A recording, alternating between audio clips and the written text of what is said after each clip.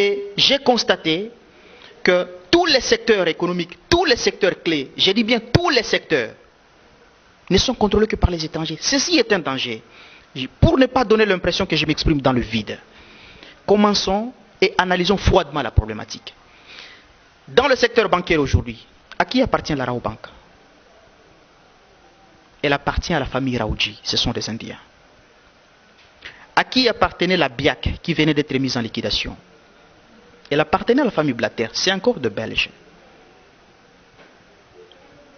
À qui appartient aujourd'hui The Trust Merchant Bank, ou la TMB en sigle? Elle appartient à la famille Lévy, ce sont des Juifs. À qui appartient la BCDC? Elle appartient à la famille Forest, c'est encore de Belges. Quoi encore? Afriland First Bank, elle appartient aux Camerounais. BGFI, elle appartient aux Gabonais. Equity Bank, qui était Procrédit, elle appartient au Kenya. Ecobank, elle appartient aux Ouest-Africains. Citibank, elle appartient aux Américains. Qu'est-ce qui appartient aux Congolais? Rien. Aucune banque opérant aujourd'hui en République démocratique du Congo n'appartient aux Congolais. Aucune. Alors la question que je pose à mes chers compatriotes, si nous les Congolais, nous ne contrôlons pas notre secteur bancaire, comment allons-nous financer nos activités de développement? Impossible. Impossible. Parce que nous ne pouvons pas dire à ces étrangers de se conformer à ceci, à cela. Ils ne sont pas venus dans ces pays pour des missions caritatives. Non, ils sont venus dans ces pays pour trouver leurs bénéfices. Et à partir du moment où ce sont eux qui détiennent tous les capitaux, qu'est-ce que nous allons faire? Le secteur bancaire est totalement contrôlé par les étrangers dans notre pays. L'histoire renseigne que dans le secteur bancaire, le premier Congolais à s'aventurer dans ce secteur, il s'appelait Papa Dokolo, le papa des syndicats. Et toujours les anciens avec qui j'ai échangé nous ont certifié que, à l'époque, la banque de Kinshasa, qui appartenait à Papa Dokolo, accordait facilement des crédits aux Congolais.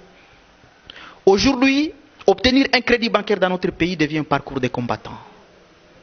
Et pour ceux qui ont cette chance d'en avoir, il faut se poser la question, c'est à quel taux d'intérêt.